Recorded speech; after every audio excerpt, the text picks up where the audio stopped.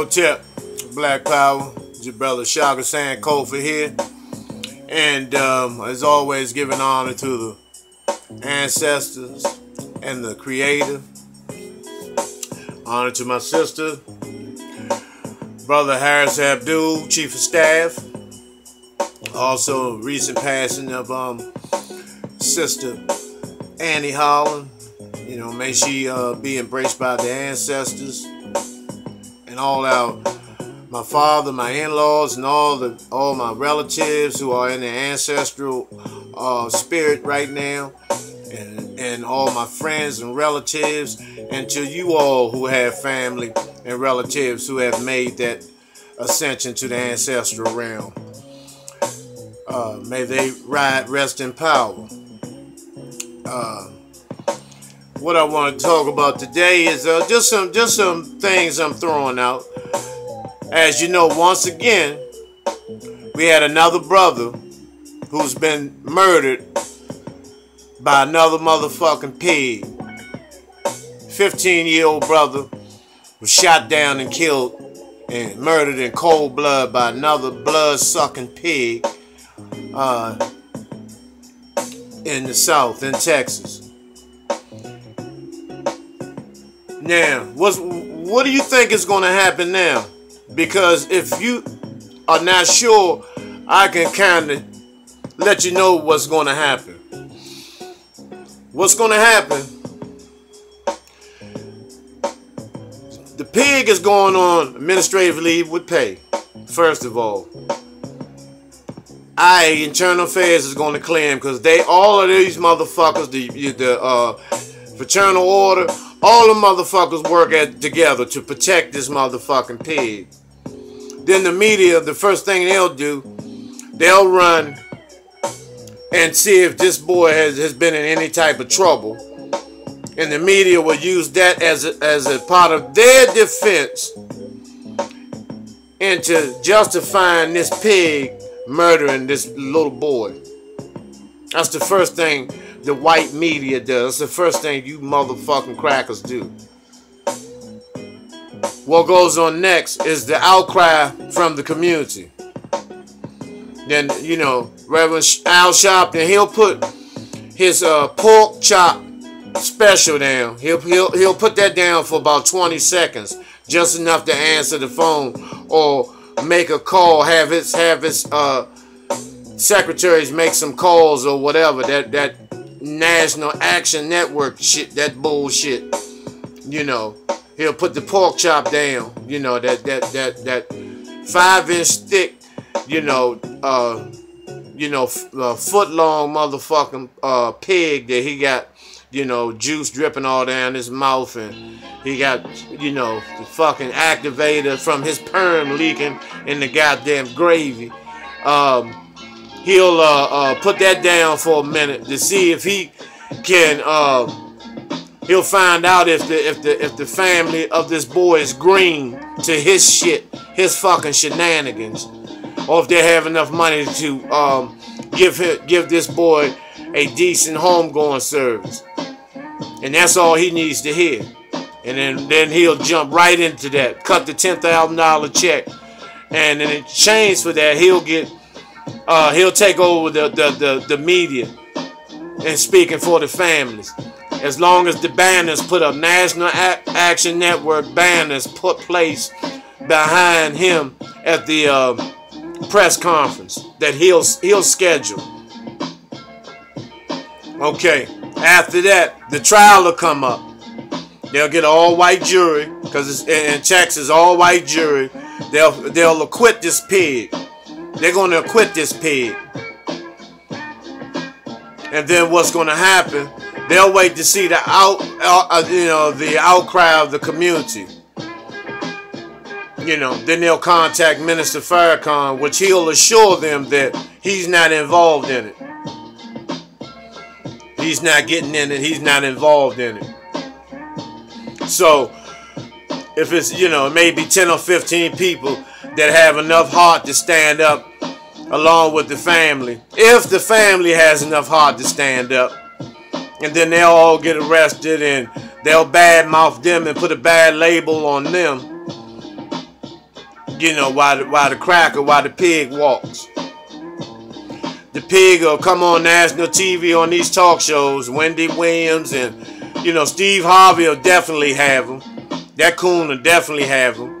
You know, he'll talk about how he couldn't sleep and all this shit, how killing the boy bothered him and all this, and then they'll do the best. He'll write the bestseller.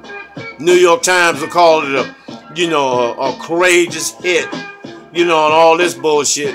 He becomes a multi-millionaire, and then Lifetime will buy the rights to the book, and then the book deal comes out. Meanwhile, the victims, the little boy's parents, still in the hood, fucked up. Only thing they got out of the deal was a murdered child, a murdered baby. So I can tell you what's going to happen. Because it goes on and on and on. No matter if they foot it, no matter if this pig doing a line of cocaine and had a bottle of Jack Daniels tilted in his mouth with his eyes closed, pointing the gun at the boy, they will still find him not guilty.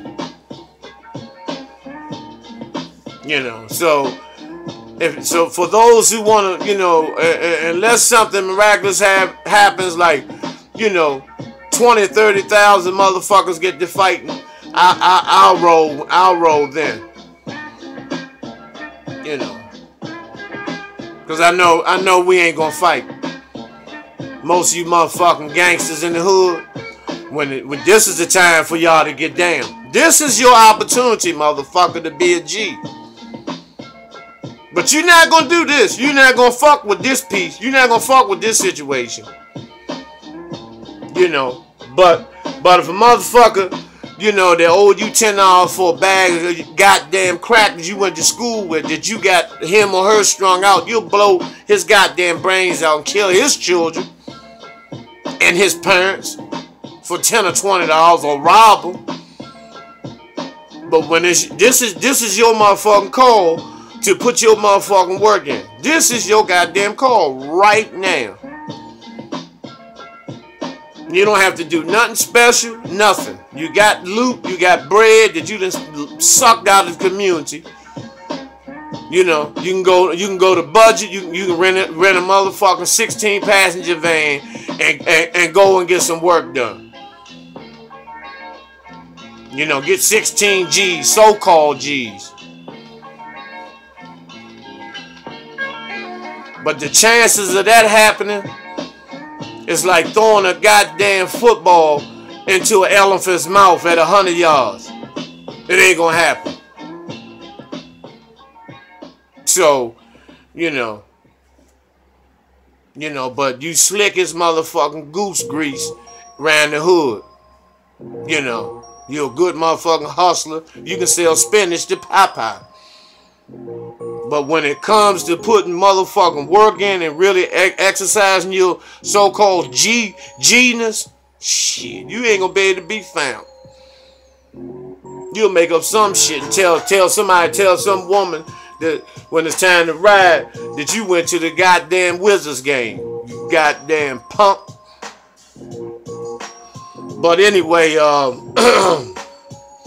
want to talk about this slut faggot cum drinking Punkmaster Flex, you know, who's going around social media talking about, you know, Tupac, fuck Tupac and all this shit. He shot himself and all this old shit, you know, because your DJing career is fucked up, you know, and you know, you don't have to do that. You don't have to salt that man down and be a goddamn hater. So you can, you know, get some media, you know, some attention, man. You know, some social media attention, you know, because your ass is through.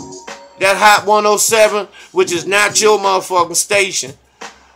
You know, you've been there for about 100 goddamn years.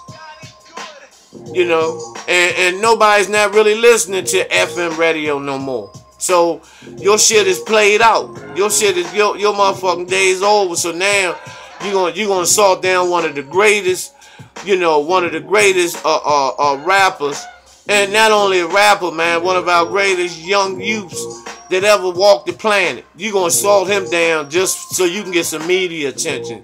You motherfucking fag. Goddamn faggot ass nigga. You know, but you know, and then trying to put bad bones on people. But what if somebody put some true shit on you? The true shit. You know, about how you beat up women. How you beat the shit out your ex-wife. That she had to leave you. Not only, that's not the reason she left you. She left you because you was riding with Mr. C. And Mr. C is a known motherfucker, known gump. Known for pumping them transvestites in the ass.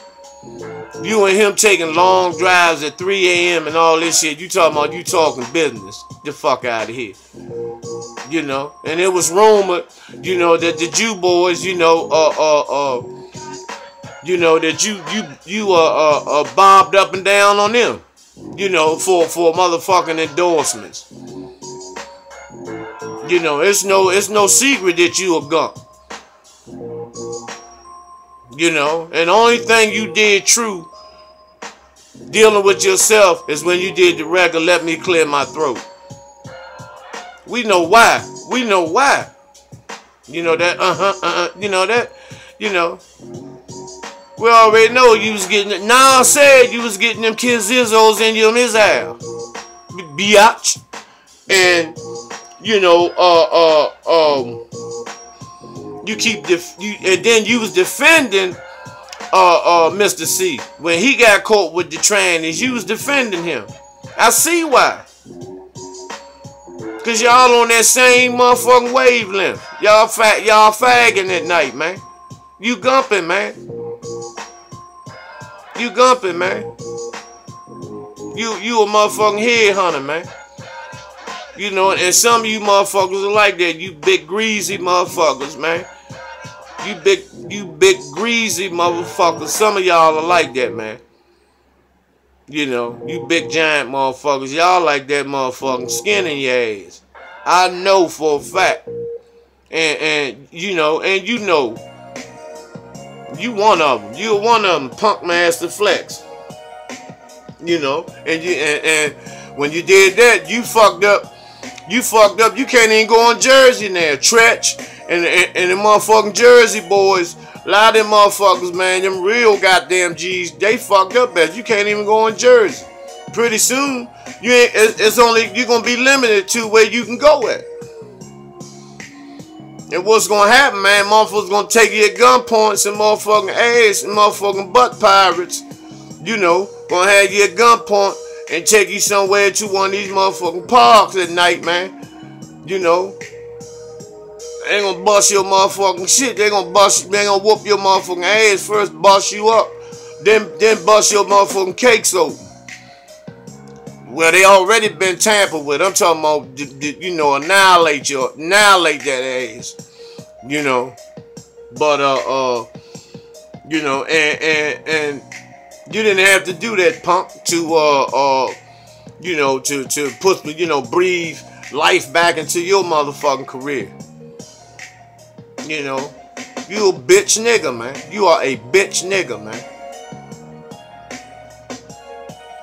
You know, just like, you know, when Ray J and Floyd Mayweather, how they fell out over some gay shit, supposedly some gay shit where, you know, when Mayweather's girl found out, she ended up making a choice, you know, who had the less shit on their dick. It was Floyd or Ray J, and she ended up with Ray J. So it's a you know, it's a whole lot of shit, you know, going down. And when I mean literally shit, you know. But you know, these are the things that are not talked about. But yet, when it comes to you motherfuckers helping your brothers and sisters, you struggle with that shit and make up rationalization and excuses for that. That's why I don't mind putting some of you motherfuckers on the blast form, because y'all don't play fair when it comes to the black community. You know, and we tired of that shit, man.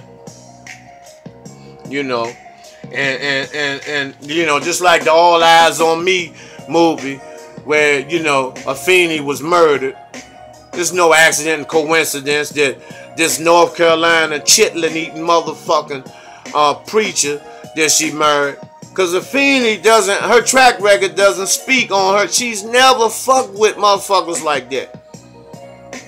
She has a record of fucking with nothing but goddamn gangsters. And when I say I'm talking about revolutionary G's. That's all her history shows. You know, Matula Shakur, you know, Sekou Dingo. I'm talking about some real goddamn G's. She never fucked with no, you know, chitlin dinner eating motherfucking North Carolina tobacco chewing motherfucking preacher. You know.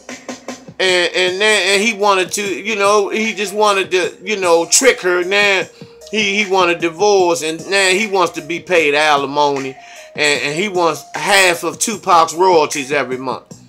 He don't even, he's never even met that brother. You know, I believe he was sent there. And then all of a sudden, she dies from cardiac arrest. Soon she goes on the set of All Eyes on Me, stating that, you know, certain shit didn't take place like that. Cause like I told y'all, John Singleton, that one-eyed bitch, when he when he was directing it at first, he wanted to Hollywoodize the movie by having Afeni participate in some lesbian motherfucking charade, you know, and having Tupac being raped and Dana Moore. Two incidents that never took place. But he said he wanted to put a Hollywood twist on the movie. But he, you know, they got rid of his motherfucking ass. You know, dead-eyed bitch. And I used to have respect for that motherfucker, watermelon head bitch. But he you know, his motherfucker, he been revoked, you know, as far as I'm concerned. You know, I don't fuck with John Singleton no more. You know, the same way Afeni died mysteriously. You know, and then everybody wants to, you know, Pac's sister can't even get the Tupac Shakur estate. You know, a whole bunch of motherfucking crackers, Jimmy Iovine and Ted Fields and all these other demonic motherfucking homosexuals. You know, they want their claws in it. But when Pac really needed them, when he was locked down, you know, they turned their backs on him. You know, Suge Knight was the only one that came through, and that was on the request of somebody sent him. You know, so, you know, and now these motherfuckers, you know, these motherfucking crackers want Pac's estate. You know, and it's fucked up. His sister, you know, can't get no parts of the shit. You know, and it's a goddamn shame. You know, the same way y'all went same way when y'all believed that Heavy D had a heart attack or whatever, pneumonia or some shit like that. He did not. Heavy D was murdered, and this is what happened with Heavy D. Heavy D did a performance on the BET Awards. I forgot, yeah, BET Awards, where he outdone everyone. Because everybody wanted Heavy D to return back to the music scene. And they asked him why he wasn't doing any music any longer. And he said they gave me an ultimatum. I had to either do music or acting. And they preferred for me to do acting. So he was asked of who was they? And he said the Illuminati. Several hours later, he was in the hospital with so-called pneumonia. And the doctor was about to release him and said, can you hold on? Let me go and check on some other patients of mine. We got back to Heavy, he was dead. You know, and that shit is no coincidence and just no freak accident and all that bullshit. We got to stop buying into that. You know, and just like the ex-offender piece, you know, I don't like to even use that term. You know, I like to reuse a reform God or reform G. You know, reform revolutionary. You know, or something other than reform more or whatever. You know, something other than some fucking, you know, ex-offender and all that bullshit. You know, because it's nothing for, you know, the black male is nothing, no resources, not even for the ones that are out here, not even for those who are not ex-offenders. There are no programs, there are no housing programs or nothing to help a brother, a black man become you know, a valuable asset, not only to the workforce or anything, but back and put him back as the head of the household again. Once again. That's the purpose of them removing the black man from the head of the household, setting him up with a system that only incarcerates him or have him strung out on drugs or have him murdered by the motherfucking pigs and have him homeless. As long as the black man is on his feet, on his knees, then everything is okay. And then they give you sisters, you know, they give you sisters credit cards and your own cars and little town homes and all this bullshit. You know, and you put your stilettos and all this shit on, you know, and your fake goddamn hair, you know, fake eyelashes, fake titties, fake ass, fake every motherfucking thing. And then you get out here, you know, and say you don't need a man and all this bullshit and I got Jesus and all this old motherfucking nutball ass, you know, this nutball ass shit that you be coming out your mouth with. You know. You never hear the white woman say she don't need a man. You never hear the Latino woman say she don't need a man. You don't hear anybody say that bullshit but the black woman. She's the only motherfucking one that say that dumb shit. Because what they do, they got housing. They got a housing project that the Urban League, which is a black that's a black business. The Urban League have these houses for women and children. And the black man's not even allowed on the property. But this is supposed to be a black-owned organization. A black organization. You know, the NAACP, who is the most sorriest, most weakest, pussified motherfucking black organization that ever existed. You don't hear nothing from. They so scared to do anything because they afraid of losing any type of endorsements. Because the NAACP Awards has become a gala now. From giving people awards, you know, for standing up, putting their life on the line. They give these motherfucking coons awards for selling the most, having the biggest goddamn cupcake factory in the white community. Because they serve the white motherfucking crackers. You don't hear about none of them doing anything for the black community. And I get sick of you niggas handing out these old busted up, fucked up ass turkeys, these shot up ass turkeys. Some of them still got gunpowder and lead and bullets and shit in them. You know, y'all come through with this goddamn, you know, these turkey drives just to get media attention. Like you really putting something back in the community. You know, and you ain't doing shit. It's a tax write-off. Ain't nothing hurting you. Nothing coming out your pocket. You didn't even go into the turkey warehouse. You sat in a goddamn limo. Goddamn coon.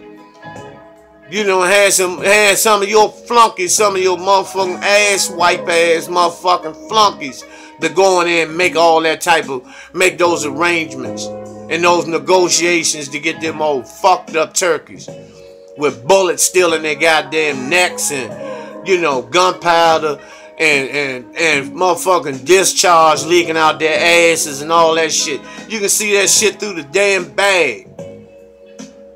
You know, and you know, we gonna hand out some church because we love, you know, the helping the people, you know. But then you go to the motherfucking, you know, that goddamn Shriners Hospital, and you get them motherfucking Jews, you know, you get them Danny Kaye, and you get them Jews, Marlo Thomas, and all them motherfuckers.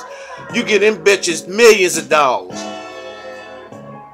You see a little, and what they do, they know your motherfucking coon ass is coming. So what they do, they give him a little cracker baby with some crutches, some metal crutches, you know, to jump down and slide down the goddamn hall of the hospital, you know, play on your motherfucking emotions.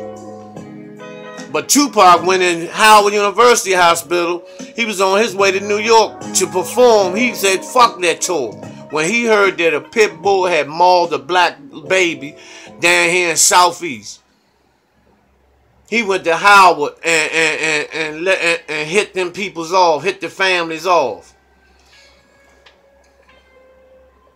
You know, he invited his bodyguards, nieces and nephews. The niece who was in a wheelchair. You know, Pac took her on the town like that. He act like that was his girlfriend. You know, but you niggas don't do shit like that, man. You know, you don't do nothing. It's no programs, no resources for these brothers to plug into out here, and then you're the first one to say that a motherfucker either likes to go to jail or they back in trouble again. What the fuck are they supposed to do if you sit a motherfucker in a dog cage for several years? Well, all he envisions and has to put up with is watching motherfuckers being murdered, maimed. He has to learn how to, you know, stick a knife and listen to people's bones crunching and all this shit. Learn how to cut a nigga's eye out and all this type of shit. Listen to men being raped and all this young motherfuckers being taken advantage of. Then you expect that individual, you expect that man to come home. You have no resources. At least in California, they do give you a couple of $100, and I think some states provide a room. And that's based on, California is based on the fact that the prison, there's so many motherfucking prisons in California that they have to do something. They just can't let these brothers just come out, because they would just go straight on the killing spree.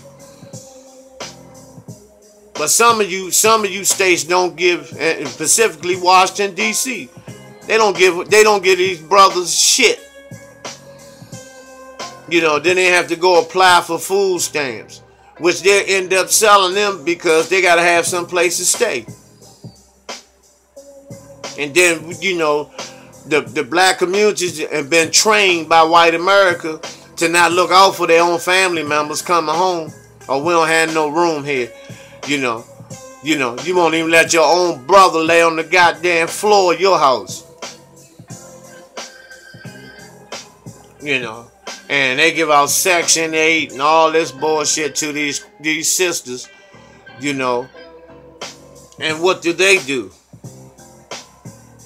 And I'm speaking on the brothers that's out here, the trifling ones that's out here now, that live off, all they do is sit around, play PlayStation all day. They don't shower, feet stinking, ass stinking, eating Hot Pockets all motherfucking day, playing Grand Theft Auto, not even thinking about working no motherfucking way. Then life for them starts at 9 at night. Then they go out, you know, and poison their community, you know, beating up innocent people or beating up some fiends and all that shit in the middle of the night. You know, and some of you queens allow that shit to happen. You subject your children and your babies to these type of trifling motherfucking niggas. You know, that's not no goddamn G. Motherfucker that don't even change his underwears, but he got his pants halfway down with his fucking little butt showing. His little ass butt look like 2 M&Ms. You know. And that's just a sign of homosexuality. I don't care what you say. When your pants are down that far, and that's how I used to be in prison. It was a sign that you were young and you was available, because the motherfuckers used to make them little young motherfuckers walk with their pants down to show that they was available, they was for sale. You know, go back to who owned you. Oh, such and such. Go back and ask how much. I got 2 packs of cigarettes for your motherfucking butthole, nigga. You young bitch. That's how infected prison life, these penitentiaries used to be. And those who wore their pants down like that, those were the ones that was available. Now let me explain this to y'all, because some of you jealous ass niggas that's scared to go to jail, you know what, you just scared. You ain't got no heart. You'll think somebody would just put their hand on your ass and you just probably faint, bitch. But the percentage of that type of activity taking place in prisons today is not high. It's low. You only have a certain small percentage of those individuals that are engaging in that type of behavior. You know, but the majority of the brothers and sisters are brothers. But we got 1 million sisters locked up too. But the majority of the brothers are focused on, you know, getting GEDs, getting involved in certain programs, getting involved in drug prevention, NA, Narcotics Anonymous, Alcohol Anonymous, a lot of religious, you know, the Islamic faith is, you know, the Moorish science, you know, those religions are very, very top, you know, very strong in those institutions, as well as Black Revolutionaries, BGF. I'll discuss that BGF shit at a later date, but you know, those are primarily the strongest religions. Although Christianity is pretty strong, you know, but you have a lot of brothers that make their conversion from Christianity to Islam when they enter these prisons. And some people use the term, you know, a lot of people convert for protection. That's a myth. That's a fucking myth. You know, that's a choice, because when a brother sees the brothers that practicing Islam, the true brothers that are inside, because you got fake Muslims too, but the ones that are true, and they see the discipline that they have practicing Islam, that attracts the brothers that's in Christianity, that's practicing Christianity, because Christianity just, you know, you can just do just about and do anything and be anything, be a faggot and all that type of shit, you know, which Islam prohibits that type of shit, you know. So I'm gonna be talking about some other serious issues. I'm gonna continue to the conversation about the ex-offenders and what can be done here to assist our brothers and sisters that are coming home. What come up with some type of solutions in terms of what we can do to you know, get our brothers and sisters on point and get them back into, you know, the workforce. Get them back and just to being fathers. You know, erasing that information and that mindset of being locked down out of their heads. You know, because they have to be detoxed from that. You know, reconditioned to going into the kitchen and, you know, and fixing their own food, you know, and relaxing, you know, not having to wear shower shoes in the bathtub. And it's a lot of shit. You don't have to get up at 4 in the morning and do push-ups and all this bullshit, sleeping with knives and all this shit, man. You don't have, you know, it's, you know, and I know a lot of brothers that were living like that, because being incarcerated for long periods of time can do that. But we'll discuss that, solution at a later date. But until then, Hotep, Black Power.